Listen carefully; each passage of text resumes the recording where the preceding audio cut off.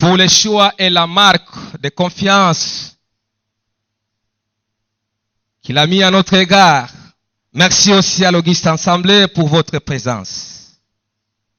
Nous ouvrons nos Bibles. Nous sommes dans le livre de Genèse, chapitre 3.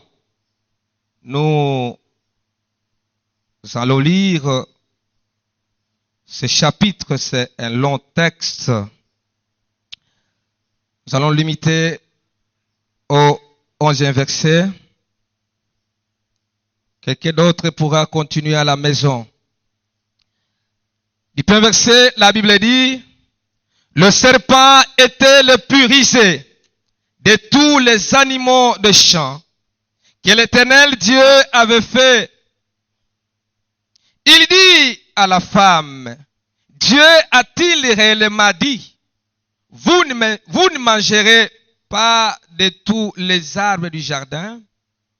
La femme répondit au serpent, nous mangeons du fruit des arbres du jardin, mais quant au fruit de l'arbre qui est au milieu du jardin, Dieu a dit, vous n'en mangerez point et vous n'y toucherez point, de peur que vous ne mouriez.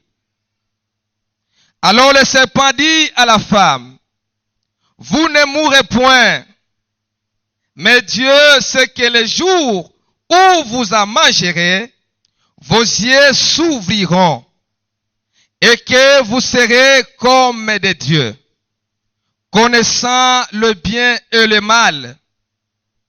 La femme vit que l'arbre était bon à manger et agréable à la vue, et qu'il était précieux pour ouvrir l'intelligence. Elle prit de son fruit et en mangeant. Elle en donna aussi à son mari qui était auprès d'elle, et il la mangea. Les yeux de l'un et de l'autre s'ouvrirent. Il connut qu'ils étaient nus, et ayant cousu de feuilles de figuier, ils s'enfuirent de sentir. Alors ils entendirent la voix de l'Éternel Dieu qui parcourait le jardin vers le soir. Et l'homme et sa femme se cachèrent loin de la face de l'Éternel Dieu au milieu des arbres du jardin. Mais l'Éternel Dieu appela l'homme et lui dit, où es-tu? Il répondit, j'ai entendu ta voix dans le jardin et j'ai eu peur parce que je suis nu et je suis caché. Et l'Éternel Dieu dit, qui t'a appris que tu es nu?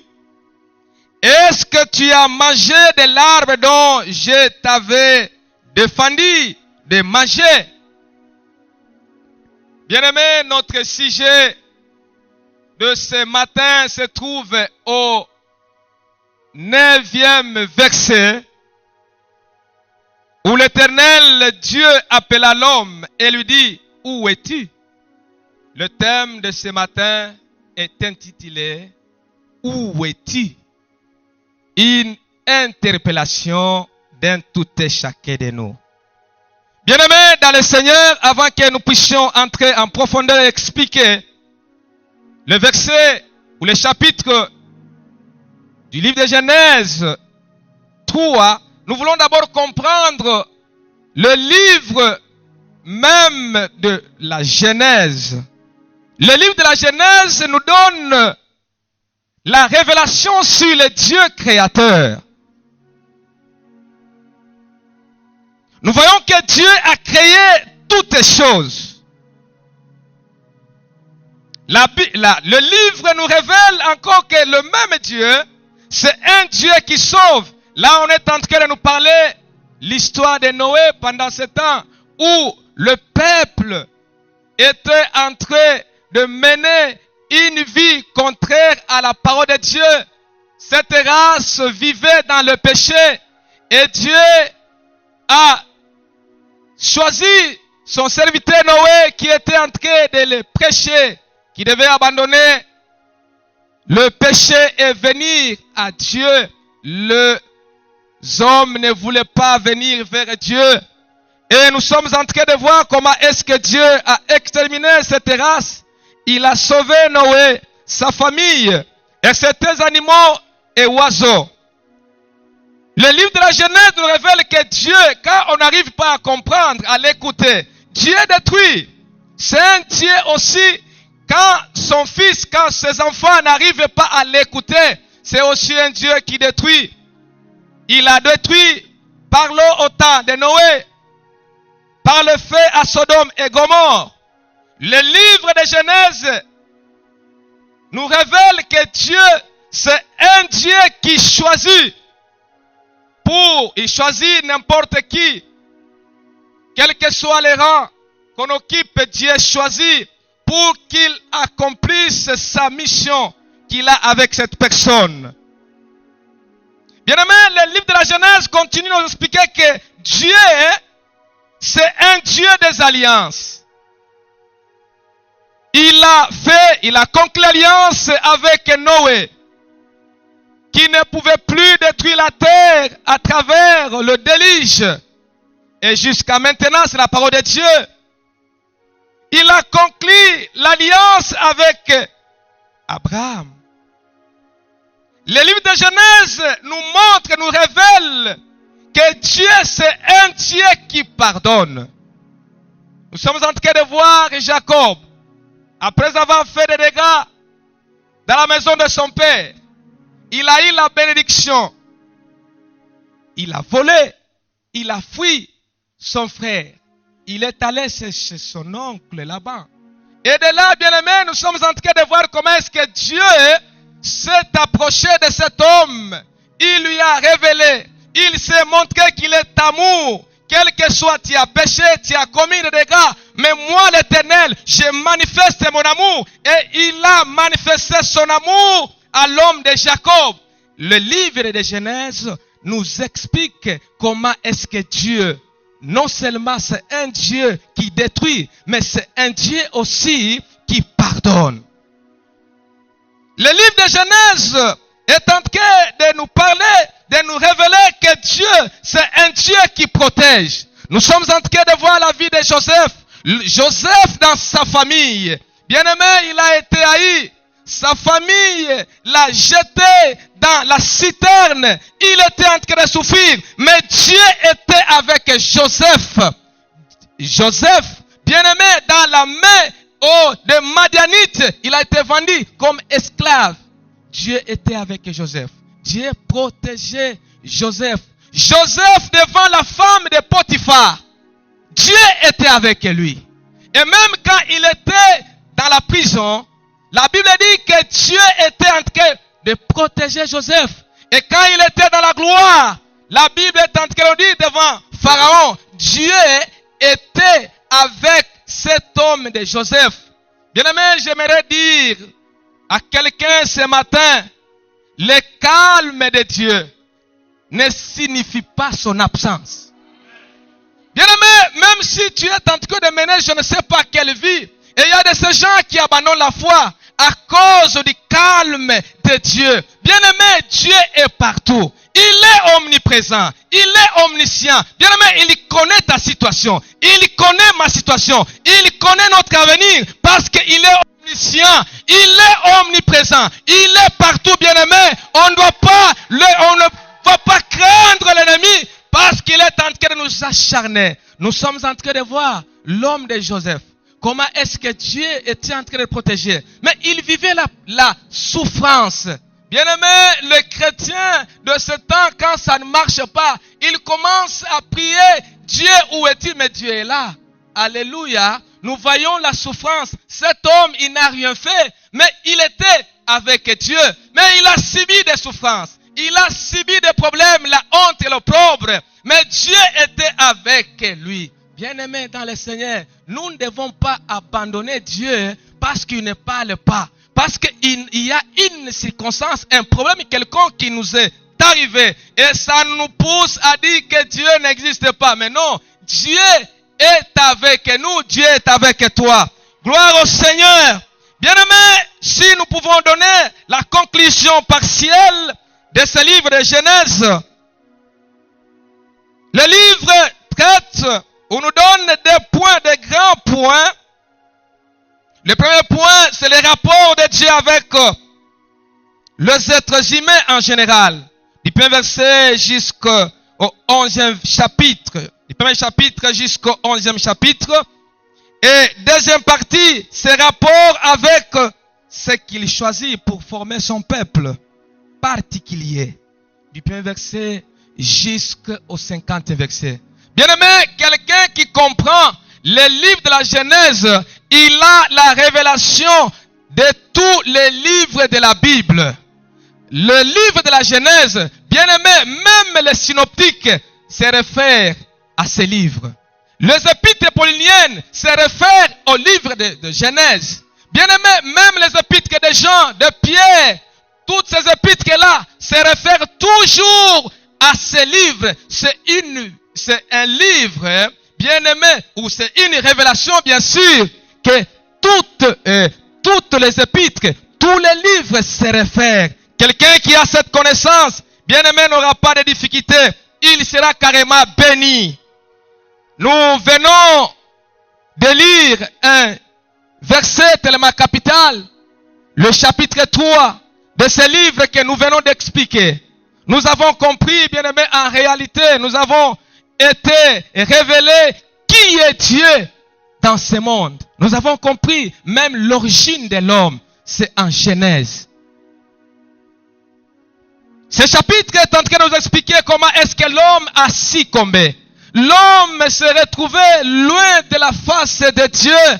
Bien-aimé, l'homme avait tous les pouvoirs dans le jardin d'Éden. Il avait la grâce. Il était couvert de la justice de Dieu. Il n'avait pas d'habit, mais la présence de Dieu couvrait cet homme. Et il pouvait être dans l'inconscience morale. Il ne savait pas qu'il était né. Pourquoi? Parce que il était avec Dieu. L'homme vivait le si naturel. C'est que la communication avec Dieu était permanente et disponible. Il n'y avait pas de coupure. Dans notre français, il n'y avait pas de délestage. C'est que l'homme avait la possibilité de parler avec son Créateur à tout moment. Dieu parlait, l'homme pouvait écouter et l'homme pouvait parler, Dieu pouvait écouter. C'était une relation qui était réciproque. Il n'y avait pas de coupure. Mais dans cette joie, dans cette gloire, c'est de là où nous voyons un quatrième personnage saint et filtré. Mais c'est le diable, le serpent. Il vient pour attaquer quelqu'un qui a la connaissance de Dieu. Il ne cherche pas n'importe qui. Voilà pourquoi quand tu es combattu, mets en toi que je ne suis pas n'importe qui. Parce que le combat ne vient pas dans les hasards. Ça cible quelqu'un qui a un témoignage, qui a un avenir meilleur, qui est puissant, qui a une promesse extraordinaire. Bien-aimés, nous ne sommes pas des personnes qui ont venu sur la terre pour jouer ou faire de n'importe quoi. Mais nous avons un but. Mais cet homme ou ces gens dans le jardin d'Éden se retrouvaient perdus, loin de Dieu. Pourquoi? Parce que quelqu'un est venu s'infiltrer, combattre la connaissance qu'ils avaient. Oh, à ce stade, ces quatre personnes, c'est le serpent, l'image du diable. Il était le plus risé de tous les animaux des champs que l'Éternel avait fait. Mais il finit en étant maudit entre tous les bétails et tous les animaux de la campagne. Le serpent se sert de ses capacités pour détourner la femme de Dieu. Et à travers elle, détourne aussi l'homme.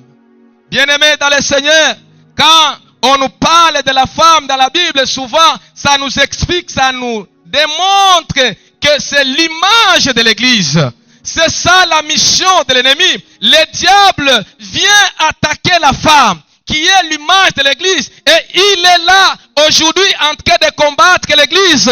1 Timothée chapitre 4, le premier verset jusqu'au deuxième verset.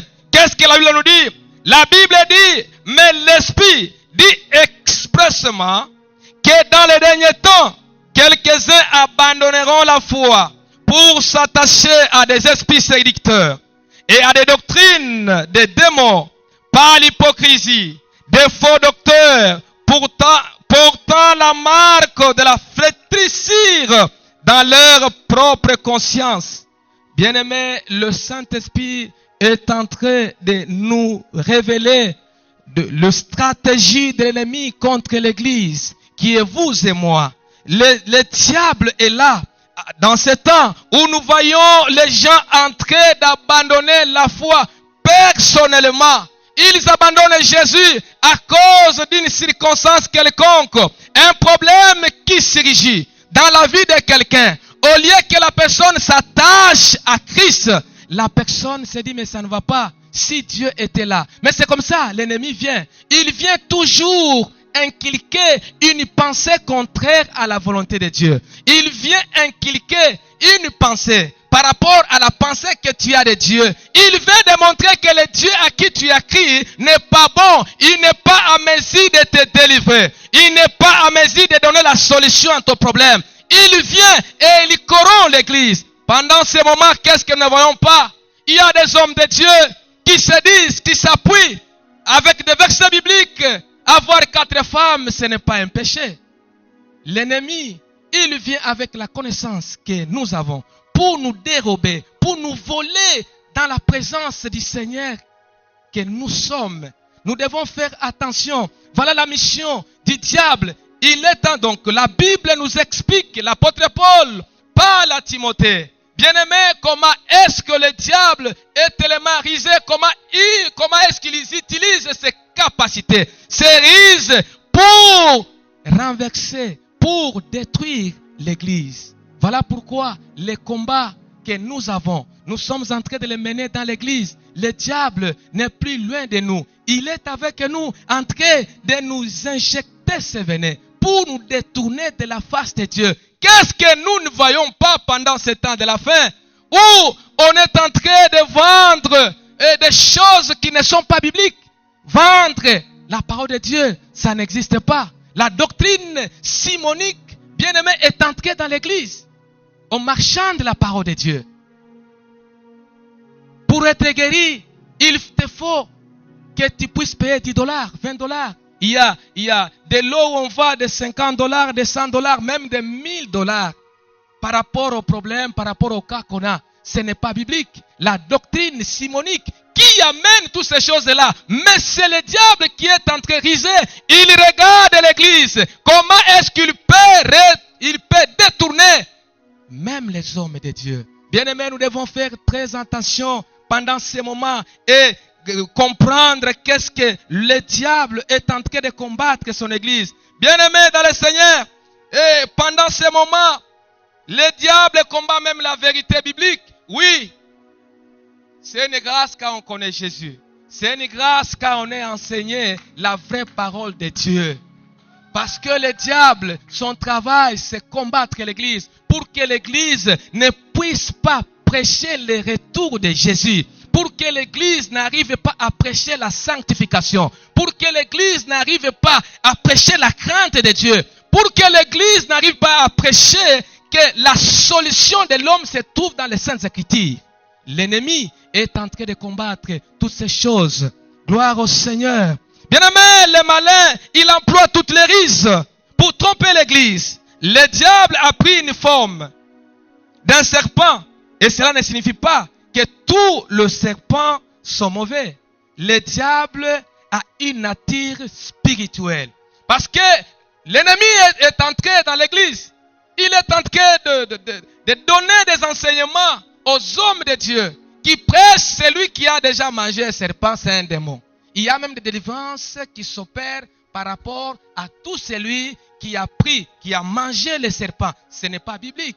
Parce que le diable a une nature spirituelle. Ce n'est pas le serpent, mais il a utilisé le serpent pour attaquer l'homme, afin que l'homme nie son créateur.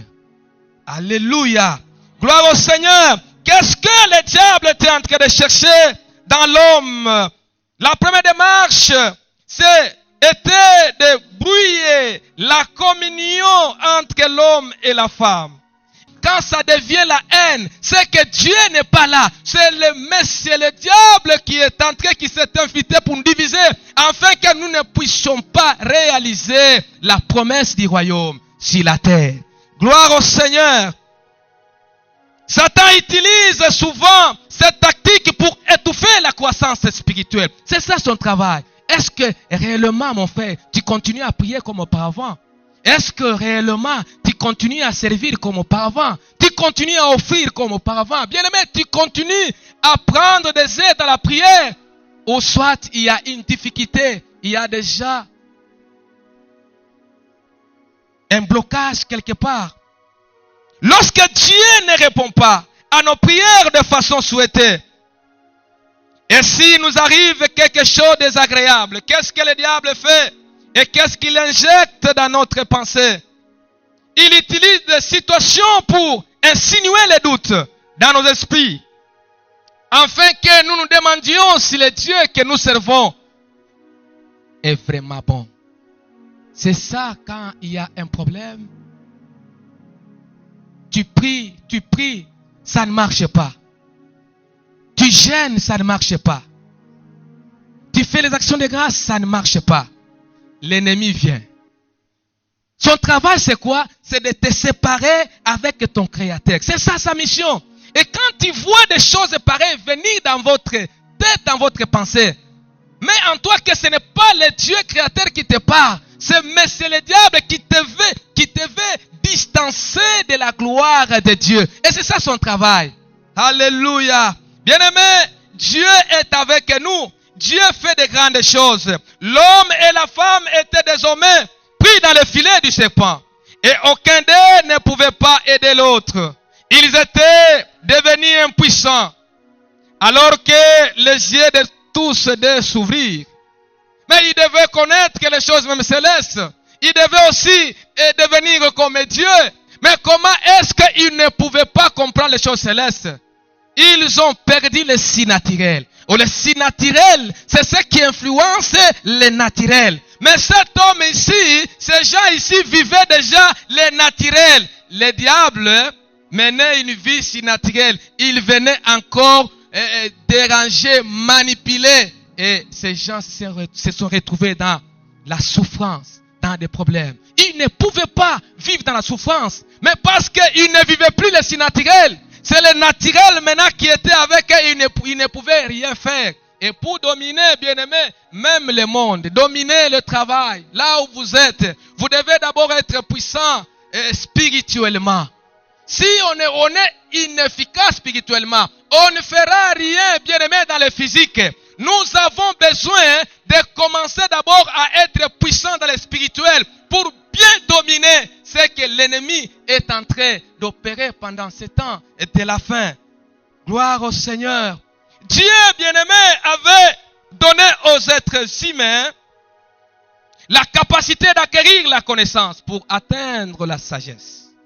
Dieu prévoyait que des expériences importantes ouvriraient leurs yeux et permettraient d'apprendre à entretenir et cultiver la terre. Malheureusement, leur expérience de la désobéissance leur ouvrit simplement les yeux sur les possibilités du mal. Voyez comment est-ce que l'ennemi vient. Dieu, bien-aimé, planifie toutes les choses. Ne soyez pas pressés. Ne devancez pas. Ne soyez au devant de Dieu. Laisse que Dieu marche. Parce que la Bible nous dit que c'est l'Éternel qui fait marcher. C'est l'Éternel qui fait marcher l'homme, n'est-ce pas? C'est l'Éternel qui dirige le pas de l'homme. Mais l'homme peut-il comprendre pouvait-il comprendre cela? Bien-aimés, nous sommes limités dans notre foi. Nous sommes limités dans notre corps. Mais sans Dieu, nous ne ferons aucune chose. Laissons Dieu nous diriger. Laissons Dieu être avec nous. Tout ce que nous faisons, bien-aimés, laissons que Dieu dirige. Vous verrez que nous serons en train de réussir dans tous les domaines que nous sommes en train d'entreprendre. Gloire au Seigneur. Bien-aimés, il faut remarquer aussi que cette parole du serpent fait consister l'état divin dans la connaissance et non dans la sainteté. C'est là l'erreur de la fausse sagesse. La connaissance ne conduit pas à la sainteté. La connaissance ne conduit pas nécessairement à la sainteté, mais la sainteté conduit à la connaissance. Job chapitre 28, verset 28, qu'est-ce que la Bible nous dit? Puis il dit à l'homme, voici la crainte du Seigneur, c'est la sagesse. S'éloigner du mal, c'est de l'intelligence. Bien-aimé, le diable connaît la parole de Dieu.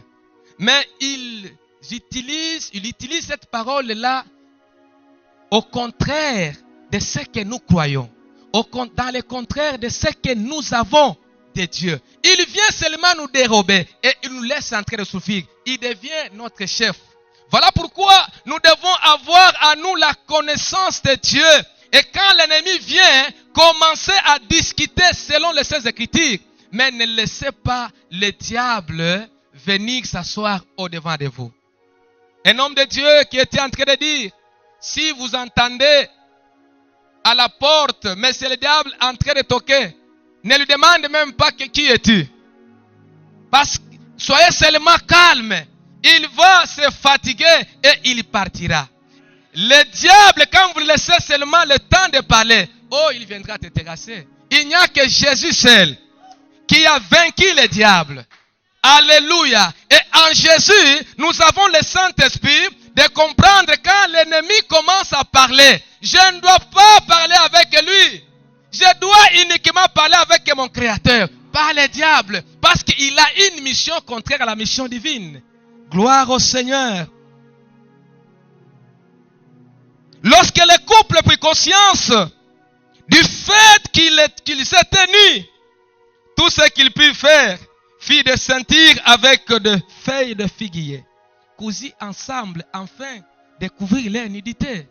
L'homme voulait se servir lui-même. Il voulait travailler pour qu'il arrive à réussir. Or, sans Dieu, c'est difficile de réussir. Sans Jésus, c'est difficile d'avancer. Sans Jésus, c'est difficile, bien-aimé, de trouver ce qu'on est en train de chercher dans le calme. Oh, l'ennemi est tellement risé. Ce que nous devons comprendre est que, loin de Dieu, bien-aimé, on rencontre Monsieur le diable. Et quand on rencontre Monsieur le diable, on est tellement dans une prison qu'on n'aura pas la possibilité de dépendre de soi-même. On dépendra toujours de ce Monsieur le diable et il commencera à manipuler et ça sera toujours la souffrance et souffrance. Bien-aimé, quand l'homme était dans le jardin, j'aime l'interprétation de l'hébreu qui est en train d'expliquer. L'homme a entendu. Donc, Louis II nous dit, j'ai même essayé d'autres versions. Ils étaient en train de parler toujours de la voix de Dieu. De la voix de Dieu. Mais dans l'exégèse, j'ai regardé, donc c'est les cris. L'homme a entendu les cris, donc les bruits de Dieu. Ce n'était pas, Dieu ne parlait pas. Parce que l'homme était dans le péché. Et quand il était dans le péché, il ne pouvait plus parler avec Dieu. Et Dieu aussi avait la capacité de parler à l'homme. Mais il était en train de passer. C'était le bruit que l'homme a entendu. Et il s'est caché. Parce qu'on mène une vie de péché. On ne supporte plus la présence de Dieu. Alors l'homme ne pouvait pas supporter la présence de Dieu. Il est allé chercher par son effort la solution et il n'a pas trouvé. Mais Dieu, dans son amour, il a appelé l'homme. Il lui a dit, où es-tu, Adam? Où es-tu, Église? Toi qui servais le Seigneur. Toi qui faisais l'œuvre de Dieu convenablement. Et aujourd'hui, Dieu te dit, où es-tu? Quand tu avais cette maladie qui était en train de te compliquer, tu t'es retrouvé dans une maison d'un féticheur. Ce matin, Dieu est en train de t'interpeller pour que tu reviennes vers lui. Bien aimé, cette question que Dieu était en train de poser à l'homme d'Adam n'était pas une condamnation. Dieu a manifesté son amour. Il voulait savoir que cet homme-là arrive seulement à comprendre, à connaître que je suis un pécheur. Je dois demander pardon. C'est ce que Dieu cherchait dans cet homme. Il a cherché la solution lui-même pour que l'homme vienne à lui. Bien-aimé, Dieu ne condamne pas. Dieu nous appelle. Quels que soient les péchés que tu as commis. Je ne sais pas quel dégât que tu as commis. Mais ce matin, Jésus t'appelle. Viens vers lui. Et ton péché là sera pardonné.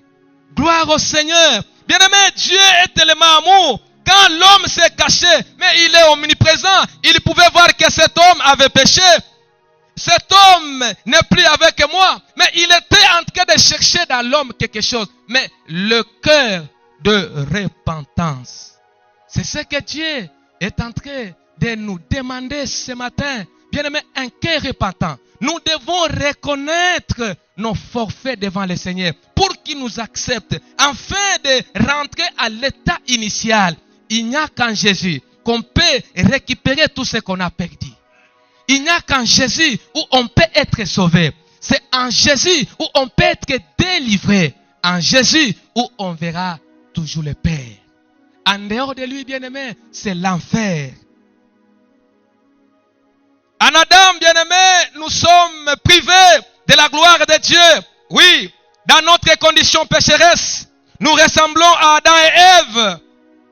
Selon Romains chapitre 3, verset 23. Mais Dieu nous donne un moyen de purifier notre conscience coupable, de nous délibérer du péché et de nous rétablir dans la communion avec lui. Ce moyen-là, bien-aimé, c'est Jésus. Alléluia. Et nous devons comprendre, lorsque nous péchons, nous nous délocalisons du plan merveilleux de Dieu. Et nous brisons la communion avec Dieu. Et on devient une proie de l'ennemi. On devient inefficace devant Dieu. Et là, c'est le diable qui commence à opérer nos vies. Peut-être depuis que tu as laissé les trois chemins, tu t'es retrouvé, je ne sais pas dans quelle maison, mais apparemment tu es dans l'église. Bien-aimé, Dieu ne condamne pas. Mais Dieu, comme nous l'avons dit, Dieu se manifeste comme amour. Il nous demande une chose, de quitter l'endroit où nous étions et de revenir vers lui. Que Dieu bénisse sa parole.